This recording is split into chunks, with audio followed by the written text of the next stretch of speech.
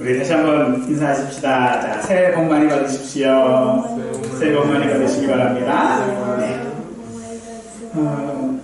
요즘 제가 클래식 음악을 좀 듣고 있어요. 어떤 날 제가 아는 지인 목사님 자동차에 동승을 했다가 라디오에서 흘러나오는 그 클래식 음악이 너무 좋더라고요. 그래서 일부러 좀 듣습니다만, 그 클래식 음악이 이렇게 좋은 이유는 그 각각의 악기들, 그 악기들이 소리를 내는 그 악기가 왜 이렇게 조화스럽게 들리는지 모르겠어요. 그런데 그 악기들, 똑같은 소리를 내는 악기를 할지라도 그 악기를 관리되지 않으면 그 악기는요, 그 제 소리를 내지 못하는 것이지요. 클래식 공연을 보셨는지는 잘 모르겠습니다만, 이렇게 공연을 하면은 공연을 시작하기 딱 전에, 그러니까 지휘자가 나오기 전에 항상 그 악장이라는 사람이 나와서 모든 그 악기들의 음을 맞춰요. 그 맞추는 작업을 먼저 하고 그 다음에 이제 지휘자가 나와서 이제 연주를 시작하는데, 그런 악기들이 아무리 좋은 악기를 할지라도, 비싼 악기를 할지라도 정말로 세심하게 관리되지 않으면 좋은 소리를 내지 못합니다.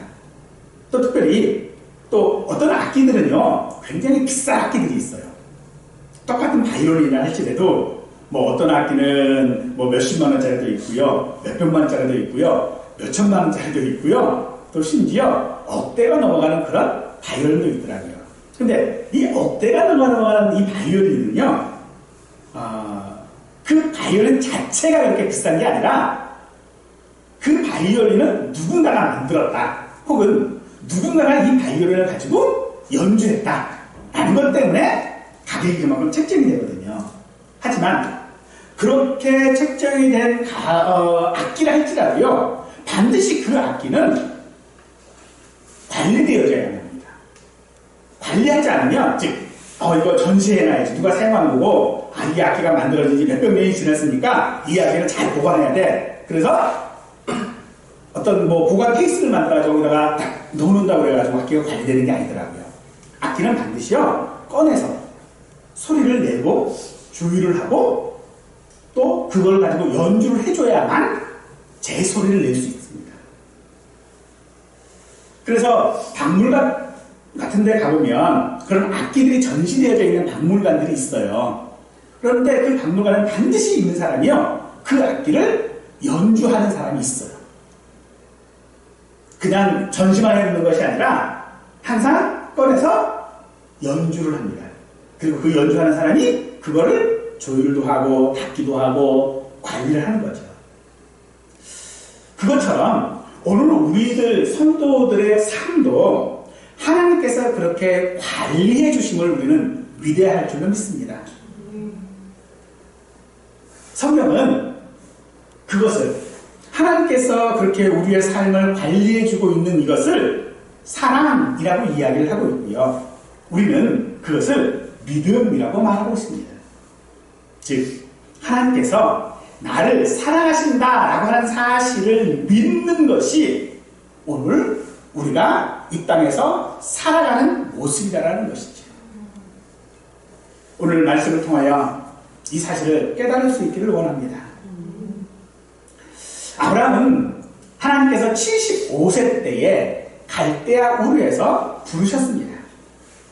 그래서 아브라함은 하란을 거쳐 가나안 땅에 정착했지만, 그에게는 여전히 하란을 갈대아 우르에서 떠날 때 하나님이 약속하신 그 약속이 그냥 약속으로 있을 뿐이었습니다.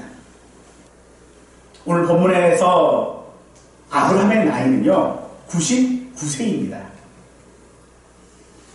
이스마엘이 태어난 지 13년이 지났습니다.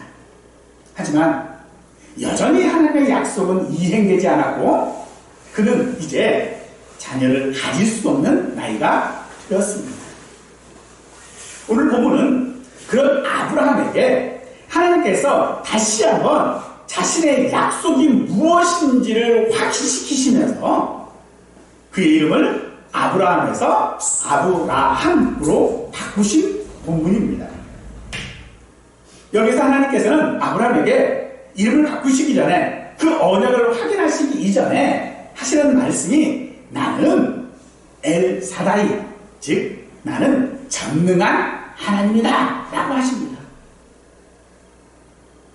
그러면서 이 약속은 너에게만 국한된 것이 아니라 너의 후손도 내가 대대로 세우는 영원한 약속이다 라고 말씀하시면서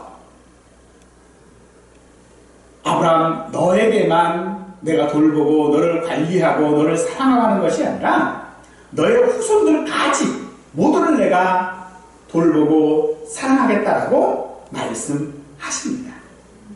그래서 우리는 이 아브라함을요 믿음의 조상이라고 말하고 있는 것입니다.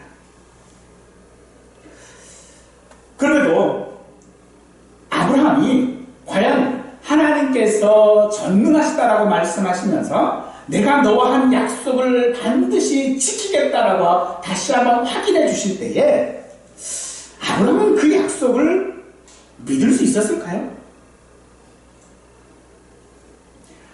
하나님이 전능하신 분이기 때문에 분명 그 약속은 신뢰할 만한 했습니다. 하지만 아브라함은 그 약속을 이렇게 생각했어요. 그의 사라의 요종이었던 하갈을 통하여 낳은 이스마엘, 그 이스마엘을 자신의 상속자로 염두에 두고 그것을 통하여 하나님의 약속은 이루어졌다라고 생각했던 것입니다. 하나님께서 약속하셨는데 그 약속은 이삭이 아니라 이스마엘을 통하여 이루어질 것이다. 하지만 하나님은 그에게 여러 민족의 아버지라고 하는 의미의 아브라함으로 그의 이름을 바꾸시면서 그 언약이 이스마엘이 아니라 즉 아브라함이 생각하는 하나님의 약속이 아니라 하나님이 이루실 약속이 무엇인지를 말씀하시면서 나는 그들의 하나님이 되리라 라고 말씀하십니다. 여기서 말하는 그들이 누구입니까? 이 그들은 아브라함을 믿음의 조상으로 여기는 하나님의 자녀, 즉 오늘날 우리 성도들인 것입니다. 우리 역시도 예수 그리스도를 믿으면서 우리에게는 항상 소망이 있습니다. 바라는 것이 있지요. 그 바라는 것이 2024년도 다 이루어질 수 있기를 원합니다. 하지만 그 이루어진다라고 하는 것이 어떻게 이루어질 것이냐, 내가 무엇을 하고 내가 어떤 것을 해서 이룰 것이냐, 아니면 하나님이 나의 하나님이 되시어서 이루어 주실 것이냐라고 하는 문제는 너무나도 차이가 많다라는 것입니다. 오늘 하나님은 우리에게 말씀하실 때에 너의 그 소망을 네가 이루는 것이 아니라 내가 이루겠다라고 말씀하십니다. 왜냐하면 그 소망을 누가 주셨습니까? 하나님이 주셨기 때문입니다. 사랑하는 성도 여러분, 하지만 아브라함은 13년 동안이나 그 약속이 이루어지지 않았습니다. 약속이 이루어질 기미조차도 있지 않았습니다. 심지어 그 13년 동안 하나님께서 아브라함과 어떤 말씀을 나누시거나 아브라함에게 다시 한번 말씀하시거나 하신 일이 성경에는 기록되지 않았습니다. 즉 하나님께서 아브라함에게 언약하시고 약속하신 그 다음서부터, 즉 이스마엘이 태어난 때부터 하나님은요 아브라함을 쳐다봐 보셨다는 거예요. 침묵하셨습니다.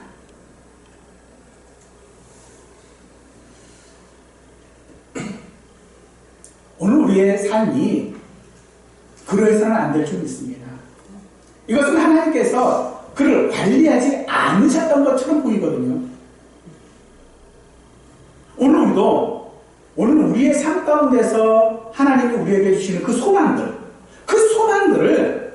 마치 하나님 하나님께서 내게 관여하지 아니하시는 것처럼 느껴질 때에 오늘 우리는 하나님이 어떤 분이신지를 다시 한번 생각해야 할 줄로 믿습니다. 하나님께서는 그 언약을 너와 후손, 그 후손과 세울 것이라고 말씀하십니다. 하나님과 세우신 그 언약은 약속이기 때문에 사실 아직 이루어진 것이 아닙니다. 그럼에도 불구하고 하나님께서 다시 한번 아브라함에게 이 말씀을 하시는 것은 그 약속의 경고성과 불변성을 말씀하시는 것이겠죠. 그러므로 하나님의 약속은 그저 약속으로서 그치는 것이 아니라 그 약속은 확정되었다라고 하는 말입니다. 그래서 이것은 변경되거나 취소될 수 없는 것입니다. 또한 그것이 그들과도 하시는 약속, 즉 그의 후손들과 하시는 약속이라고 하는 것은 그 약속이 오늘날 예수 그리스도를 믿고 있는 우리에게로 연결되어져 있다라고 하는 연속성을 말하기도 하는 것입니다. 하지만 그 하나님의 약속은 아브라함에게는 아직 이루어지지 않았습니다. 아니 오히려 지연되고 있다라고 보아야 할 것입니다. 하지만 그 약속이 지연되었다고 해서 결코 폐기됐다라고 하는 것은 아닙니다. 하나님께서는 사라를 통해 상속자를 주시겠다라고 하는 그 약속, 그 약속이 이제는 아브라함에게는 너무나도 터무니없는 조건들이 되어버렸습니다. 거기에 하나님은 14년 동안이나 침묵하십니다. 그 기간에 하나님께서 아브라함에게 나타나셨다라고 하는 그 어떤 기록도 성경에는 찾아볼 수 없습니다. 마치 하나님이 아브라함을 잊으신 것 같습니다.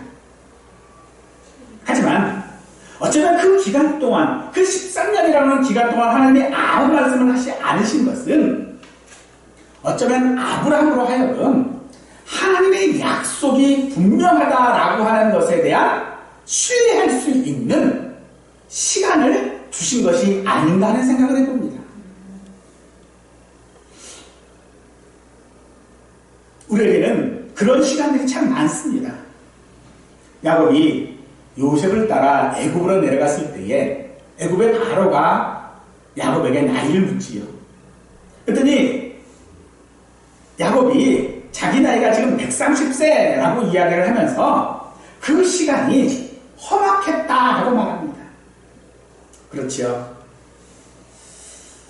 아브라함의 삶뿐만 아니라 야곱의 삶 또한도 그 시간이 험악했다라고 말할 수 있다면 오늘 우리의 삶은 어떨까요? 오늘 우리가 예수 그리스도를 믿고 난 다음에 우리의 삶은 어떤 삶을 살고 있습니까? 행복한 삶을 살고 있습니까? 아니면 하나님의 은혜를 받았던 이 야곱처럼 험악한 세월이라고 말씀하시겠습니까? 그 험악한 세월, 아브라함에게는 13년의 시간이었습니다.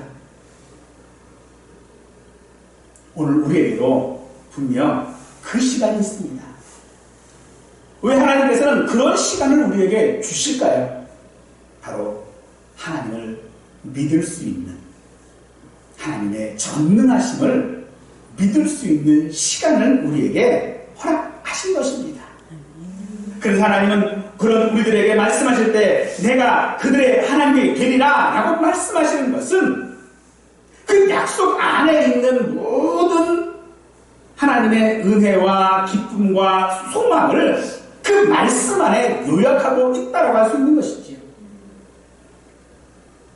사람들은 누구나 행복하고 싶어하고 또 그렇게 행복할 수 있다면 더 이상 다를 것이 없다라고 할 것입니다. 하나님은 오늘 우리들에게 그들의 하나님이 되리라 라고 하는 말씀하시는 것이 바로 그 뜻입니다. 내가 너희를 행복하게 하시겠다라는 것입니다. 어떻게 하나님이 우리를 행복하게 하실 수 있습니까? 바로 하나님이 전능하신 하나님이기 때문입니다.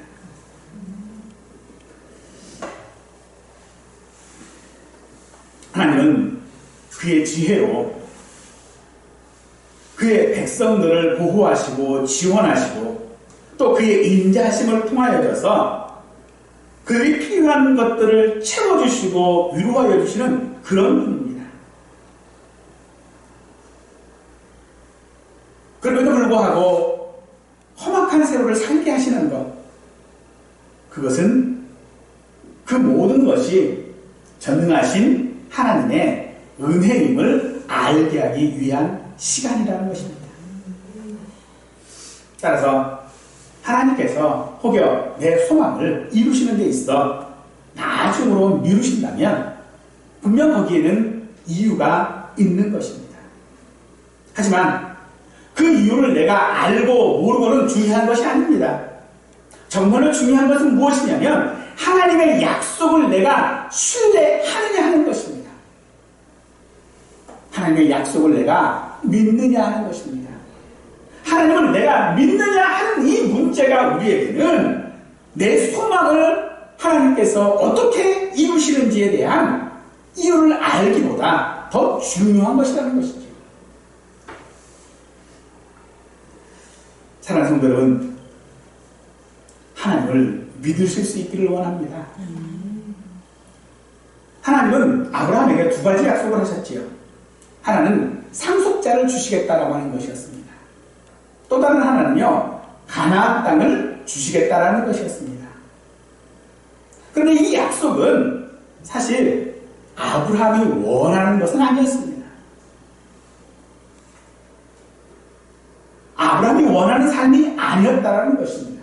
하나님께서 일방적으로 아브라함에게 하신 약속입니다.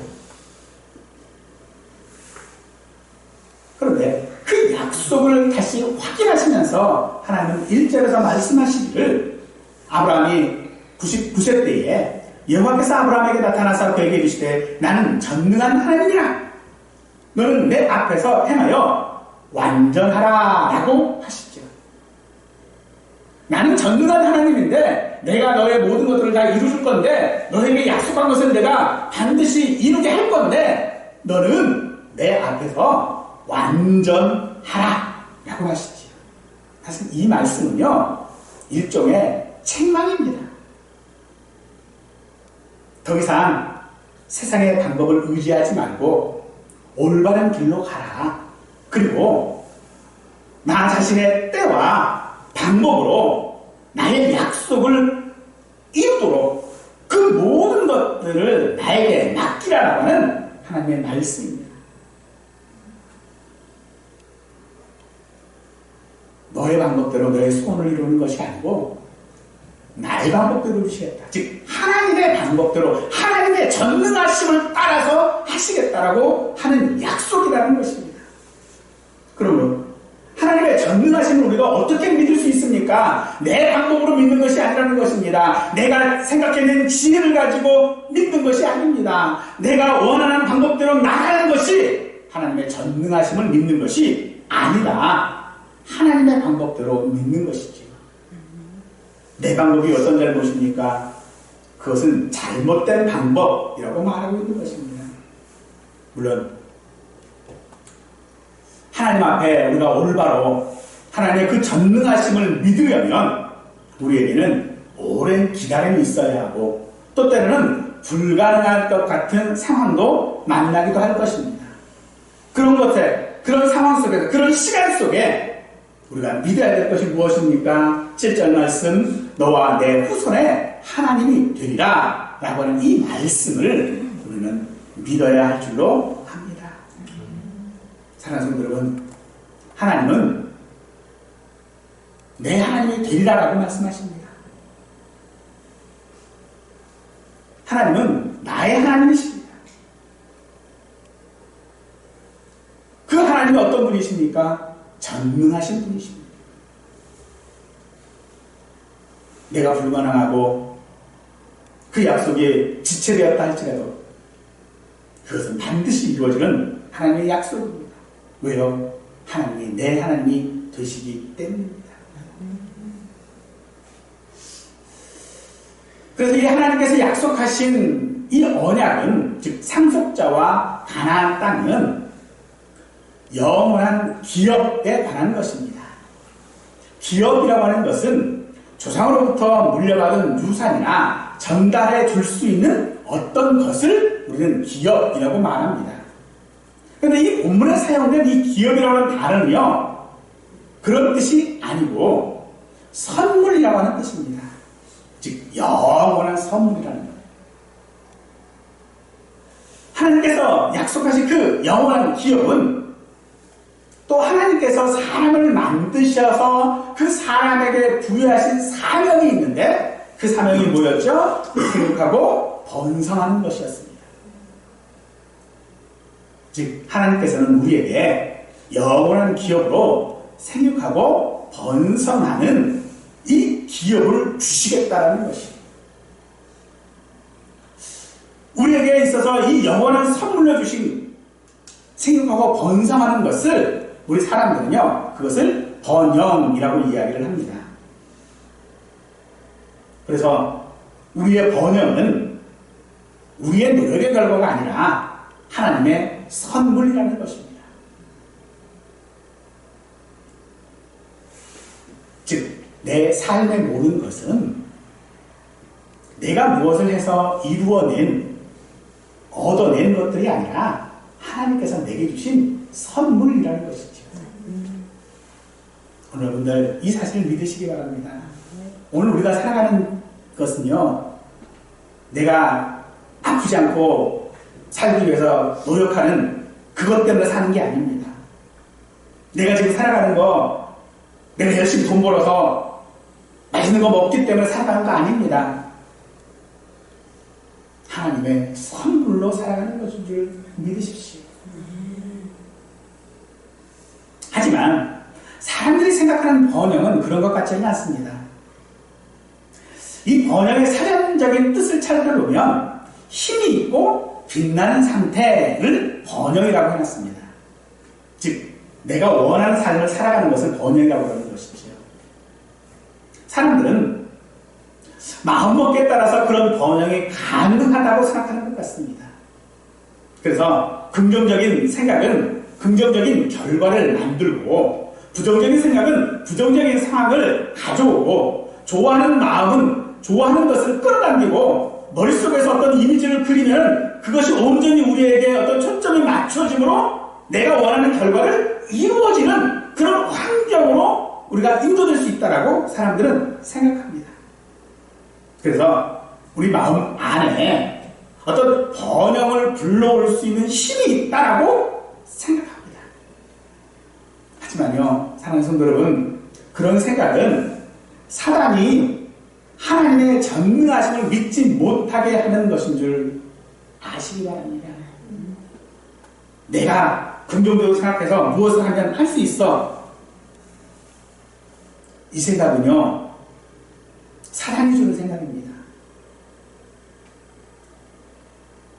복이라고 하는 걸로 가장한 딥페이크. 요즘에 딥페이크로 인한 사기가 많다고 그러는데, 딥페이크예요. 가짜예요. 내가 긍정적인 생각을 함으로써 내가 무엇을 할 수 있다? 그건 가짜 믿음이고요, 가짜 번영입니다. 마치 이런 것들인 것 같아요. 예수님께서 공생의 시간을 사시는 동안에 물고기 2마리와 보리떡 5개로 5,000명을 먹이신 일이 있었고요. 또 떡 7개와 물고기 2마리로 4,000명을 먹이신 일이 있었습니다. 그런데 이 일 후에 폭발적으로 사람들이 예수님을 따라다녔어요. 예수님이 어디에 계시는지 예수님을 쫓아갔습니다. 그런데 그들이 예수님을 쫓아온 이유가 무엇인가? 성경에서는요, 그들이 먹을 것을 보았기 때문이라고 말합니다. 즉 말씀을 들어서 그 말씀이 말씀에 감동되어져서 내가 예수님의 그 말씀대로 살아야지가 아니라 예수님을 쫓아다니면 먹을 게 생기더라.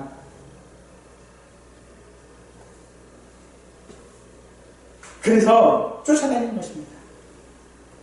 근데 더 놀라운 것은요, 예수님이 행하신 기적이 그 일뿐만 아니었거든요. 예수님은요, 앉은 병도 일으키시기도 하시고요, 눈먼 자를 눈뜨게 하신 적도 있으세요. 심지어 죽은 자를 살리신 일도 있으셨어요. 그렇지만 그런 기적들은 이 5병의 기적과 4,000명을 먹이신 이 일과는 비교되지 않을 정도로요, 사람들이 쫓아왔어요. 그때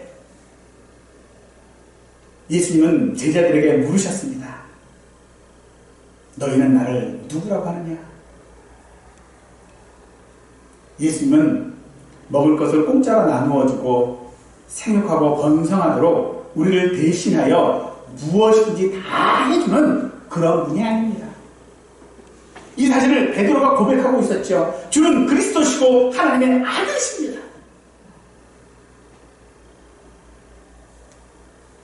그때 예수님은 말씀하십니다.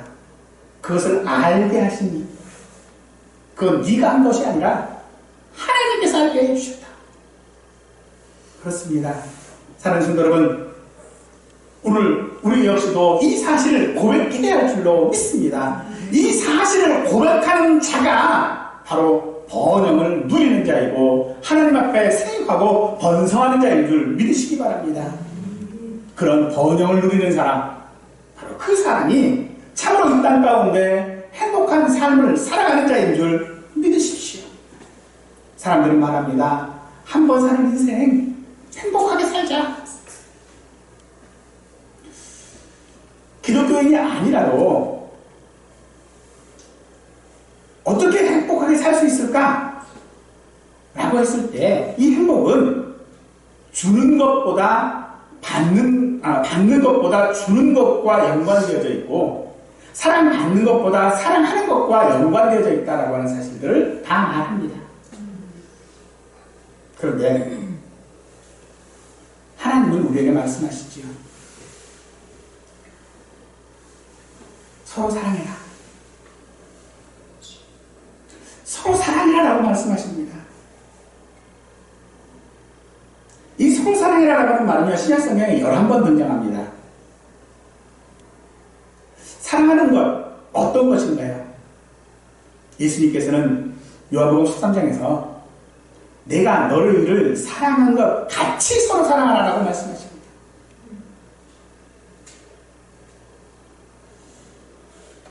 그리고 오늘 우리에게 행복하게 살 수 있는 것, 그것은요, 서로 사랑하는 것입니다. 근데 여기서 말하는 이 서로라고 하는 것은 무엇일까요? 사람들 사이에서의 서로도 말할 수 있겠지만요, 이것은 하나님과 우리 사이의 서로입니다. 하나님이 우리를 사랑하셨다면 우리도 마땅히 하나님을 사랑해야 한다는 것입니다. 그것은 하나님께서 나를 사랑하신다는 사실들을, 그 사실을 내가 믿을 때에만이 가능하다는 것이죠. 하나님은 나한테 관심 없어. 하나님은 나한테 엄격하기만 해. 하나님은 내게 죄만 부르셔 라고 한다면 우리는 결국 하나님을 사랑할 수가 없을 것입니다. 하지만 하나님은 사랑이시다. 오늘 우리를 사랑하시기 때문에 너의 하나님이 되시겠다고 하셨고, 우리를 사랑하셨기에 마땅히 우리가 하나님의 그 사랑을 받고 사랑하기를 원하시는 것입니다. 그럼 왜 하나님은 우리를 사랑하십니까? 이유가 없습니다. 그냥 사랑하시기로 하셨기 때문입니다. 이 사실을 신명기 7장 이하의 말씀을 보면 여호와께서 너희를 기뻐하시고 너희를 택하심은 너희가 다른 민족보다 수요가 많기 때문이 아니니라. 너희는 오히려 모든 민족 중에 가장 적으니라. 여호와께서 다만 너희를 사랑하심으로 말미암아, 또는 너희의 조상들에게 하신 맹세를 지키려 하심으로 말미암아 자기의 권능의 손으로 너희를 인도하여 내시되 너희를 그 종되었던 집에서 애굽 왕 바로의 손에서 속량하셨나니 라고 말합니다. 하나님께서 우리를 사랑하신 이유? 없어요. 그저 너희를 사랑하심으로 말미암아 사랑하시기로 하셨기 때문에 하나님은 우리의 하나님이 되신다라고 말씀하시는 것입니다. 바로 그것이 하나님의 사랑을 나타내시는 방법인 것입니다. 하나님은 아브라함이 하나님을 신뢰하지 않는 잘못에 대하여 오래 참으셨습니다. 그의 모든 결함과 약점에도 그를 버리지 아니하셨습니다. 그리고 후손들, 그들의 하나님이 되시기 위해 사랑하는 독자 예수님을 십자가에 내어 주셨습니다. 그러므로 오늘 우리는 하나님의 그 사랑을 믿어야 합니다. 하나님의 그 사랑하심을 믿을 때에 나는 그들의 하나님이 되리라 라는 말씀을 우리가 믿을 수 있게 될 것입니다. 사랑하는 성도 여러분, 그동안 살아오시면서 하나님은 사랑이라고 하는 이 말씀을 여러분 경험하십니까? 혹시 경험해 보셨습니까? 내가 경험을 했던, 경험하지 못했던 하나님께서는 우리 하나님이 되시겠다라고 하는 것으로 우리를 사랑하신다라고 하는 것을 분명히 하셨습니다. 그런데 거기에 하나님이 말씀하시는 그 서로 사랑하라 라고 하는 것을 덧붙이시면서 오늘 본문 9절 말씀에 그런즉 너는 내 언약을 지키고 내 후손도 대대로 지키리라 라고 말씀하시죠. 즉 언약을 지키라는 것입니다. 약속을 지키라는 것입니다. 우리가 어떻게 하나님의 약속을 지킬 수 있습니까? 요한복음 14장 15절 말씀은 그럴 능력도 마음도 없는 우리가 언약을 지킬 수 있는 방법이 무엇인지를 말하고 있습니다. 너희가 나를 사랑하면 나의 계명을 지키리라. 하나님을 사랑하는 것이라는 것입니다. 우리가 하나님의 계명을 지키는 것, 하나님을 사랑하는 것입니다. 어떻게 해요? 마음을 다하고 목숨을 다하고 뜻을 다하여 사랑하는 것입니다. 왜 우리가 그렇게 해야만 합니까? 호세아서 13장 4절 말씀. 그러나 애굽 땅에 있을 때부터 나는 내 하나님 여호와라. 나밖에 내가 다른 신을 알지 말 것이라. 나 외에는 구원자가 없느니라 라고 말씀하시죠. 호세아서는 하나님께서 선지자 호세아에게 너는 가서 음란한 여자를 맞이하여 음란한 새끼를 낳으라 라는 말씀으로 시작하는 성경인데요. 이 말씀에 따라서 호세아는 고멜이라고 하는 사람을 아내로 맞이했지만 이 고멜은요 가축을 밥 먹듯이 합니다. 그런 고멜을 도로 찾아와 아내로 삼는 것, 그것이 호세아서의 이야기지요. 이 이야기는 실질적으로 신실하지 못한 이스라엘에 대한 하나님의 사랑이 어떠함을 분명히 하고 있는 성경의 약속입니다. 근데 이 약속이 말하고 있는 것이 무엇입니까? 그것은 하나님의 약속의 모든 것들은 사랑이라고 하는 것이 그 약속의 내용이고 조건이라고 말하고 있는 것입니다. 왜 그렇습니까? 하나님이 나를 사랑하신다는 것입니다. 그래서 나에게도 그 사랑을 하라고 말씀하시는 것입니다.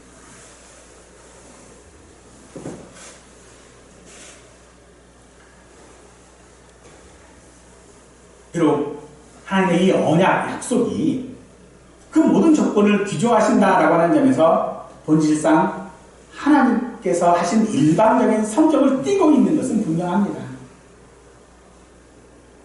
하지만 그 언약의 내용과 조건을 준행해야 할 쌍방이 엄연히 존재하고 있는 것이 약속입니다.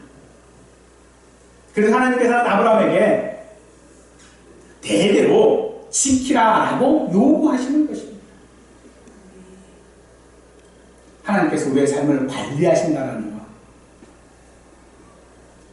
우리는 그것을 때로 좀 거창한 말로 섭리라고도 말합니다.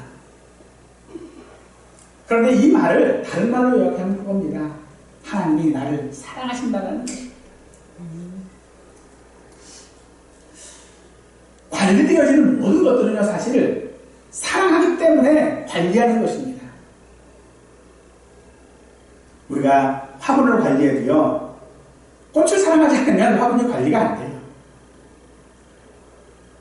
뭐 정원을 관리해도요, 그 정원을 사랑하지 않으면 관리가 안 됩니다. 또 때로 어떤 집을 관리한다고 했을 때에도 그 집을 관리하는 이유가 있어요. 분명히 사랑하는 어떤 대상이 있다는 거예요. 반대로 사랑하지 않으면요, 관리하고 싶지 않습니다. 그냥 방치하죠. 하나님은 우리를 방치하지 아니하십니다. 우리를 사랑하시기 때문에 하나님은 우리의 모든 삶을 관리하십니다. 그것도 악기를 관리해야 하는 것처럼 아주 세심하게 관리하시는 줄 믿으시기 바랍니다. 때로 우리의 하루하루는요, 하나님과 아무 상관없이 그렇게 그냥 흘러가는 하루처럼 느껴질 수도 있습니다. 또 때로는요, 내 삶이 실패한 것처럼 생각되어질 때도 우리에게는 분명히 있을 것입니다. 그러나 하나님은 단 1시간도, 단 1초도 나를 사랑하시지 아니하신 적이 없으십니다. 그러기에 하나님은 우리가 살아가는 이 모든 삶들을 나홀로 살아가도록 내버려 두시지 아니하시고 우리를 사랑하십니다. 사랑하는 성도 여러분, 우리의 2024년이 나는 내 하나님 여호와라는 이 말씀을 믿음으로부터, 확신하는 데서부터 시작할 수 있기를 축원합니다. 하나님이 우리 하나님이 되신다는 이 확신이 있을 때에 우리의 삶은요, 분명히 달라질 뿐 아니라 다른 사람들이 보는 내 모습도요, 분명 다르게 볼 수밖에 없을 것입니다. 그러므로 우리 2024년은요, 지금까지 지나온 날들처럼 내 삶의 한 과정이고 한 부분이 되어질 것이나 그 부분에서 하나님이 내게 하신 소망들, 내게 하신 약속들이 확인되어지는, 하나님의 사랑이 어떤 것으로 내 삶 가운데서 나타나는지 확인할 수 있는 시간이 되시기를 원합니다. 다양한 악기 소리와 그 하나하나의 음들이 조화를 이루어 아름다운 선율로 완성되어지는 것 같이 2024년도 우리의 하루하루가 어우러져서 그 하루하루 하나님의 사랑 가운데 우리가 젖어 들어갈 때에 하나님의 사랑을 받고 하나님을 사랑할 때 나는 내 하나님 여호와라는 말씀이 우리의 든든한 배경이 되어지는 그런 시간이 되기를 간절히 축원하겠습니다.